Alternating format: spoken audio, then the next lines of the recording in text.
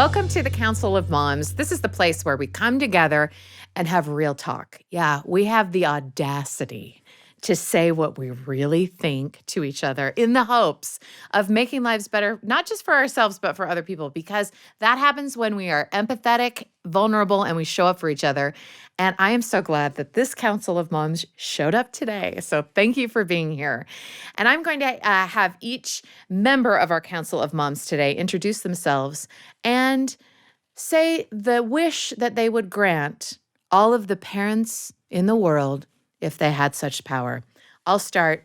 If I had one wish that I could grant to all the parents in the world, I would grant them 8 solid hours of sleep every night. I think that would solve most of our problems as parents. And next we have... I am Jen Johnson.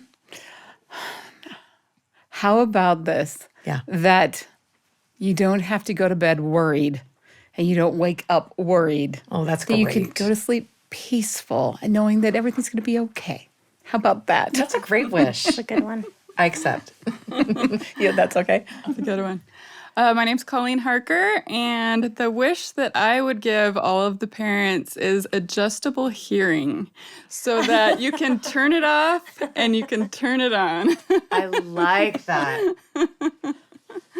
I'm Emily Spencer, and if I were to grant a wish to all the parents, it would be the ability to forgive themselves and to let go of the guilt. Oh, this is great. Why aren't we in charge of all the wishes of the world? I like this. This is really good. Well, this is a great place to start off for the Council of Moms. We asked, you answered on the Lisa Show on our social media on Facebook and Instagram and YouTube. We asked, what questions do you have for the Council of Moms? We took it really seriously. And today's question is a combination of several questions we got under the same subheading, if you will. And it was all about teenagers. And so I want to get into the specifics of it, but to start everybody off, this episode of the Council of Moms is really going to be dealing with the particulars of raising teenagers. And so I would like to kick it off by asking this. What surprised you the most about parenting teenagers that you didn't see coming? I'll start. For some reason, and this is really strange that I even thought this to begin with, that they don't think like me. Yeah. They have their own brain. They don't like the things that I like. They don't do the things that I do. That was very surprising. Yeah. I just thought, well, I like it. Why don't you like it? Or Yeah, I raised you, and I raised you in this house, so I think you should do this. Why don't you think you should do this? That was one of the things that I had to learn, is that they are thinking for themselves. yeah. One thing that surprised me is I've got one teenager. He's 17. He is delightful. He was a really difficult baby and toddler, and even up until he was about 8. But as a teenager, he is just a joy. That was shocking to me. That's awesome. Yeah, I mean, actually, I think kind of mine are the same. I think partly is that they are so much fun to talk to and connect on that level and have real conversations with. And so that's been surprising. But then also that they want to differentiate. Mm-hmm. They want to be independent. They do, and yet they still need you. And so it's that tricky balance of letting them go, but supporting and loving them in the way that's helpful. So that's been surprising as well. And what I've noticed is that you kind of let it need to be on their terms. Mm-hmm. Because I'll come home from work and I'm ready to have a discussion. How they come in from their jobs or their whatever they've been doing that day, and I need to remember that my youngest, she needs time to process what's happened. She needs some alone time. Mm-hmm. Talking right when I get into the house is not something that she wants to do. So I need to talk to her when she's ready to talk. And it's different for my son. It's different for my oldest daughter, too. So, and that's usually right when you sit down to read a book. That's when they want to talk. Or when you want to go to bed. That's when my kids want to talk. 10:30 at night. They're like, do you have a second? Are you tired? What are you doing? No, babe. Just laying here. Come on in. I was surprised about how disinterested my children have been in my research. Like I've figured things out and I've studied things to make their lives better and mine, like everyone's. And they don't care. The amount of times that my kids have been like, oh no, Mom read an article. That is alarming. And I was like, but I read it so that we could figure this out. I've come up with the solution. Why aren't you interested in my scientifically backed solution? They're not interested in that. It's meeting them where they are. And my parents used to tape articles like printed out or newspaper articles like to my bedroom door, like with things written in Sharpie, like this is why we want you home by 11 and circle things and stuff. And I don't think I read one of them. Sorry, Dad. But I really thought that my kids would be different, which is it's funny. And you would think that it would deter me from sending said articles. It hasn't. I don't want this discussion to be like bashing teenagers, like, oh, they don't understand. Because and I know this is why I've assembled this council. I know that you don't feel that way. Like it's such a wonderful, exciting age, but it's also hard. Yeah. It just is. And it depends on your kid and what they're going through or not going through or whatever about what the experience is going to be like. But it is a sort of a trickier conversation. I have noticed, and maybe you have too, that we're much more likely to share as moms when our kids are little. Oh, my kid did the cutest thing. Oh, they just started walking. Let me tell you everything that they can eat, they can't eat. When they're babies and toddlers and there's no really sense of privacy or anything and it's fine. And then you start to get into like middle school and then parents get quiet because it's harder to share what they're going through and you don't want to betray their trust, in telling you things. But because we don't share, we also miss out. It does feel more isolating, I think, than other phases of parenting. Yes, I agree.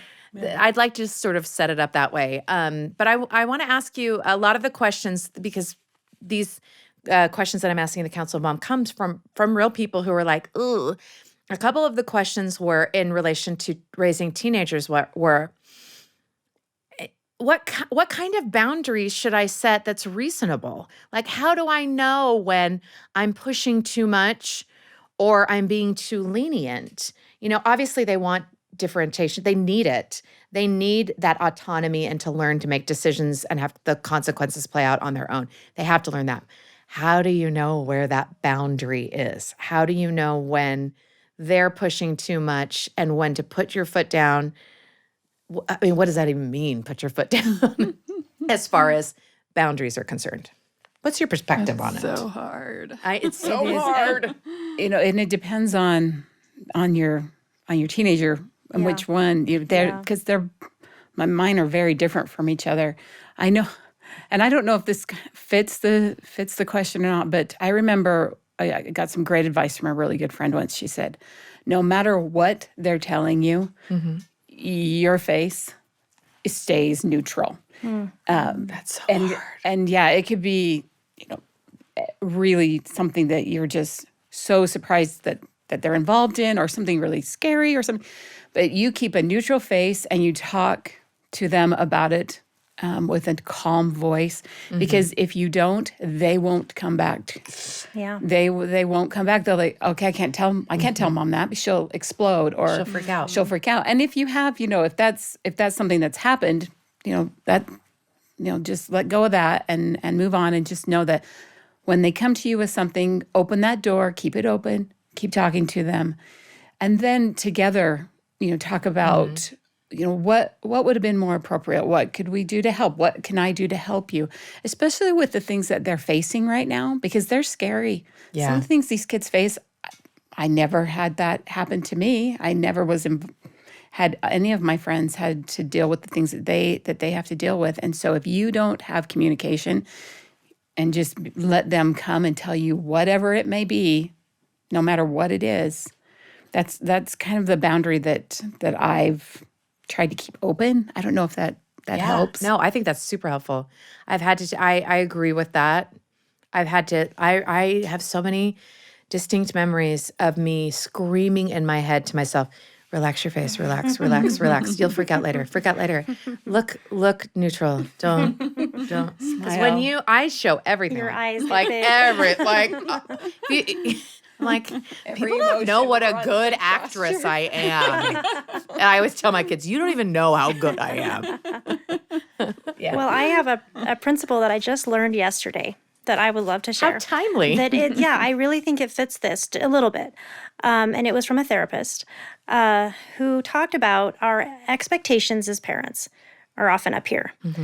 And I mean, I hate to even steal this from this. I would like to give her credit, but the expectation is up here. Their ability is often down here. In between that space is where resentment sits. Resentment from those with the expectations, looking at the people who are trying, and then maybe our kids who have this ability and resent us for having those expectations. So I think I love that principle. And if we can bring those two things in line, whereas we still have our have expectations of our kids to try, to improve, to grow, and ourselves as well. But we need to make our expectations realistic as well. And maybe that is the open conversations. Like, what works for both of us? How can we come together and make these two things align? So I love that, because I think in any relationship, we have these expectations, and that often leads to disappointment and resentment. So I really love that principle. I wanted to share that because I think it goes along with this, right? I'm going to remember that. With setting boundaries too. Having kids take ownership in that, I think, is really important. Having them be a part of the conversation. That it's not just heavy-handed. It's not just my way or the highway. It's let's have that conversation. We're a safe place. We're willing to be flexible, to meet your needs and maintain our boundaries at the same time. So communication is huge, right? Yeah. Yeah, I think that's like the biggest thing is communication, like treating your kids. Sometimes it's hard to treat your teenager like an adult, but they expect to be treated like an adult. So if you're able and to they're have practicing at it. Yeah, exactly. How do they know how to be an adult unless you let them practice? So if you have conversations about things like setting curfews and things, like have a conversation like, these are my sleep needs, and I need you to help me support my sleep needs, and you have sleep needs. Oh man, that conversation. And it's my job to try and get you to sleep as well. But like so communicating and like talking to each other with respect. I've noticed like the most conflicts we have is when I get snarky and he feels disrespected. That's when things go south fast. And identifying that, I think that's so great. I think that sometimes these conversations get heated or uncomfortable because in a way that they don't when we're talking about younger kids is because there's this discomfort in they're trying to figure out who they are and what they value and what they want. And you're trying to be like, yeah, but do you know what I think? Yeah, but, here's the expectation. And those kinds of conversations are hard. So I'm curious as to what kind of experience you've had when you disagree with your teenagers' choices and how you navigate that by holding still like a family rule or, we have to have rules to have safety. These are the things that I explain to my kids. And also there are things of like, this is my house and this is what I want in my house and what I don't want in my house, or this is how I want my house to be and what I don't. So these are the house rules or the family rules. Everybody sort of phrases it differently. When they disagree, what has helped you to still keep those conversations positive, holding the boundaries, and preserves a relationship? Do you know what I'm saying? Like, I think those are those nebulous times where you're like, oh, did I say the right thing? Did I do the right thing? Should I let this go or not? But this is what I want. How do you know? Yeah. Well, my youngest will be the first to tell you, we struggled when she was 15, 16, 17. Really struggled. Our relationship was fractured in many ways. And I just remember one time thinking, how am I going to repair this? Because I love this child so much. And the thought that came to my mind was, are you listening to her? Are you listening to her? Because I was just worried about what I was going to say next, what I was going to do next. And it took... for those that are struggling with their teenagers or have a fractured relationship, I just had to start with, okay, I'm just going to listen. And it took months, almost a year to rebuild our relationship and get it back to where I was hoping we could get to. But listening to her, not always being the one to speak, trying just reaffirming that I loved her. I think those were the three things that kind of helped us. And I don't know how it is with your teenagers, but you go through phases where things just aren't really good. And I just want to say, just keep reaffirming that you love them. Just because once I finally figured out what was happening in her life and all the things that were, it was just, it wasn't good. And I just reaffirm that love. And we work at it a little bit each day. We have setbacks. That's okay. Then you just keep working at it again. I don't know if that answered your question a little bit, but that's kind of what I think it's an important component of it for sure. Yeah, as a mental health nurse, I worked closely with a psychiatrist who called that duct tape parenting. And he would say, just put a piece of duct tape over your mouth, pretend to put and just stop talking and start listening. And I think it really does go a long way. So it kind of goes along with that. Sometimes not talking is really hard. It's super hard. Especially if it's your job. I always tell my kids, like, my job is to talk. So, no, I'll listen. You're right. Well, and we have all these pearls of wisdom that we can bestow on our children, right? And they don't want to hear it, like you're saying. A lot of articles. We've read a lot of articles. and they don't care. And they don't They just don't care because they want to be heard. Sometimes I think those boundaries, there are very important ones, but sometimes it's okay to take a good look at the rules that we have.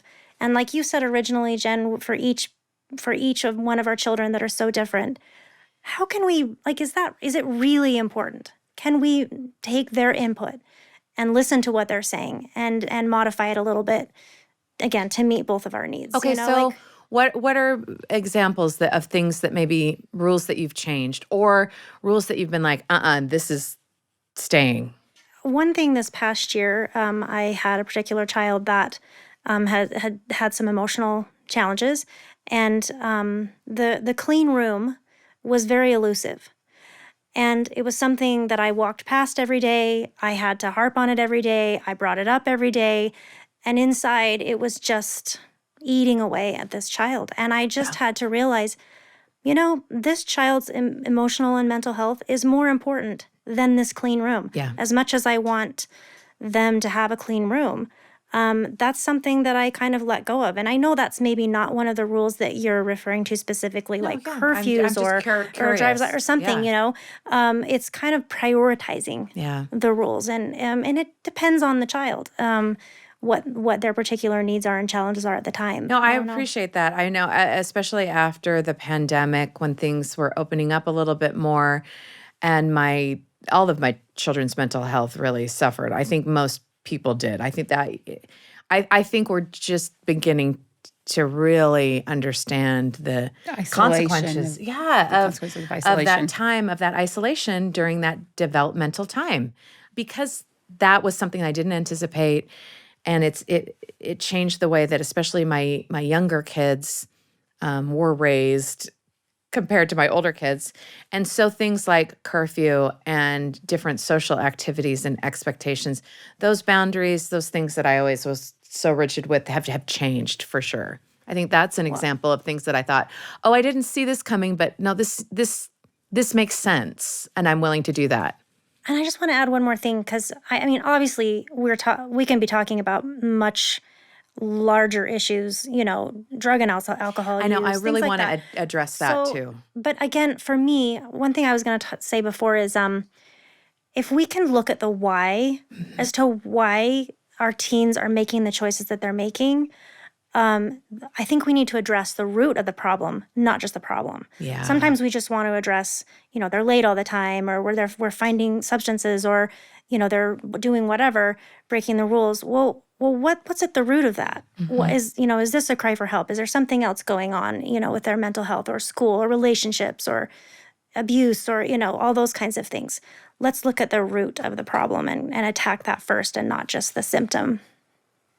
I had a funny rule when my kids were growing up. Yeah. You want to hear it? Oh, totally. bedroom doors were to remain open. Okay. That was my rule. Bedroom doors open. You need privacy, go in the bathroom. But bedroom doors remain open. And when my daughter was about 8, she was so mad at me. She went into her room and slammed the door and then put all of her stuffed animals in front of the door. So when I opened it, everything was stuck. But it was pretty funny. But for me, they get on their phones and they're so isolated and I just think, we're not going to go in our rooms and isolate ourselves more. If you need privacy, just say, Mom, I need some time. Yeah. You can, and I won't bother you in your room, but the doors stay open. My door was open, their doors were open, and it was just a chance for me to walk by and say, you doing okay?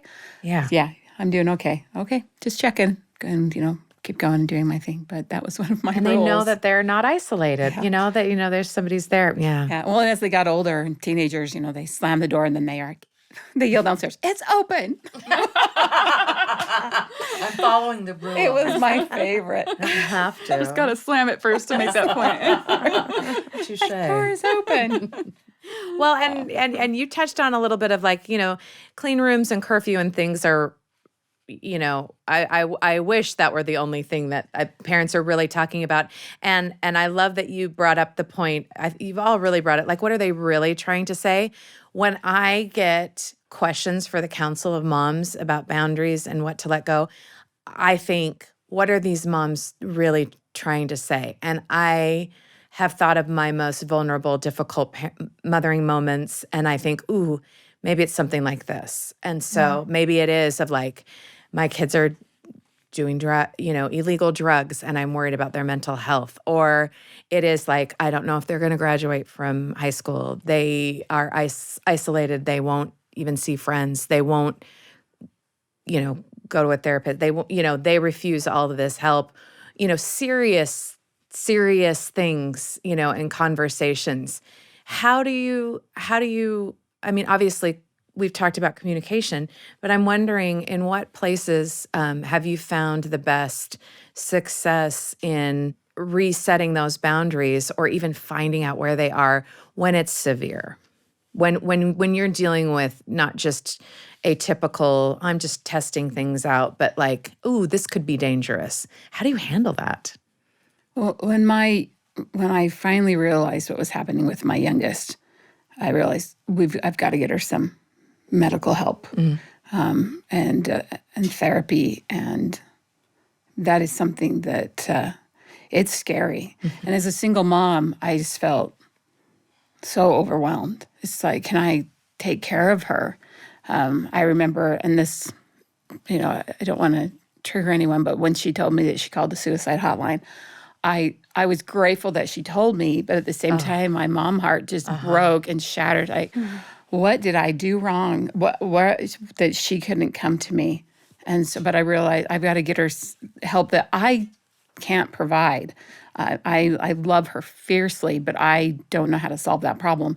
And so let's get her, into a doctor's that can help her with medication, and we can get her to a therapist. And and she's such a good girl. They're just such good kids. These teenagers that are being raised in this hard world, and she took charge of of what she felt she needed, but it's not something that's solved the next day. It's not okay, we have this problem on Monday. By Friday, everything's fine. We called a therapist and now everything's fine. Everything's fine. No, that's not how it works. It's a day by day thing. You have to communicate, even if it's for 5 minutes. You have to communicate. You have to talk. I'm here. I'm ready. And it's a day by day thing. It's a day by day thing. Oh, yeah. Thanks for sharing that. That's the worst. Wow. When your kids are not doing well. When your kids are not doing well. It's and scary. especially, and I think it makes it worse too when you are just holding that for yourself, I remember one time it was a very intense situation surrounding it. It's never one thing. That's the other thing that I want to say too. Yeah. It's not like you're parenting teenagers or parenting anybody under the best circumstances. It's always more than one thing, right? One of my kids texted me in the next room, hey, thought I could take care of this myself. Turns out I can't, and I'm going to need help. And it was a big thing, but it was a lot of things. It wasn't just one thing it was just a perfect circle of not great things. And, but I remember in the after of saying, like, obviously we're not super happy about any of this. I'm not going to pretend to be, but I'm so glad that you came to us. I'm so, and I do think that when you're setting boundaries or you're changing them and they've asked for help or that they will receive it, to say that was the right thing to do, to sort of that positive reinforcement of like coming to us was the right thing, because we're not just making these arbitrary rules to control you. We really want to set you on a great path for success for you to be a healthy, happy adult. Like, this is not us just having arbitrary rules that we can't talk about, that we can't discuss, but we just want to help. And because things were so bad and we were able to help, but we also let that child, that teenager, feel the consequences of some really poor choices. And as they said, that worked. And, you just hope, but you never know. You never know. Yeah. Well, and it's helped if you're consistent. If you're consistent in what you say, what you believe, what you teach. If you're consistent, then they can rely on that. Yeah. Even when their life is upside down and topsy-turvy, you're consistent, and they know that. Yeah. And so they can. That consistency is rely on important. you. I mean, there's so many things to cover in this, and we've come to sort of the end of it, which I feel like we've only kind of just scraped the top. But that's, I think, what's great about these councils, because you can continue the conversation with your own friends, like with the specifics about, okay, am I being unreasonable, or I need some support in this, because we need support as parents as we're trying to figure it out, because it's so important. So to end, I'd just like to go around one time and just very briefly, I started off this conversation asking you what surprised you the most. What's the biggest thing that you're so glad that you've learned about setting boundaries with teenagers? I'll give you a second and I'll start then. I think the thing that I have learned is that saying the things that you think are just a given, like that you are proud of them, that you want what's best for them, that you love them, saying those things explicitly out loud so that there is no question, doing that consistently is so important. I underestimated that. That is so important. Explicitly saying oh, of course I think you're fabulous. Of course I'm, I love you. Of course. But stopping and saying those things in a meaningful way when there's not a crisis, oh man, that is so important. That's what I've learned. Yeah. For me, I would say put down the phone and talk to them. It goes along with what you said. Listen. And seriously, if you have to, put the phone in a drawer. Don't look at it. And just listen to what they're saying. I remember once one of my kids said to me, "You're not listening." And I said, "Yes, I am." And I kind of reiterated back what they said. And they said, "You're looking at your phone. You're not." And I thought, okay, I'm going to turn and put it under there and shut the drawer. I'm listening. And just keep that, if you listen to them, they'll start listening to you. But you have to show them the respect that you want to receive. Does that make sense? Oh, yeah. Yeah. I think one thing I've learned is flexibility. I wouldn't say that I'm naturally a flexible person, and I think my teenager would laugh like really hard to hear me say that. It's like, oh, dumb mom. But with teenagers, you have to be flexible. You have to be able to have conversations and listen to their point of view and like adjust accordingly. And that's not always easy, but it's like absolutely vital with teenagers. Yeah. Listening, I'm going to second that. And then also modeling to our kids how we can emotionally regulate. Because, it's as parents, if we get all heated and yelling and upset, they're going to follow that behavior. And if we can emotionally regulate and model to them how to do that, then I think that can be very effective for them in the long run. I love it. And we're talking about the things, this is not toddlers and, young childhood. We're talking about teenagers and young adults. Thank you for joining us on the Council of Moms. Thank you for listening to the Council of Moms. Don't forget to like and subscribe. Find us on any of the podcast platforms. And if you have a question for the Council of Moms, please leave a comment for us on The Lisa Show on Instagram or Facebook.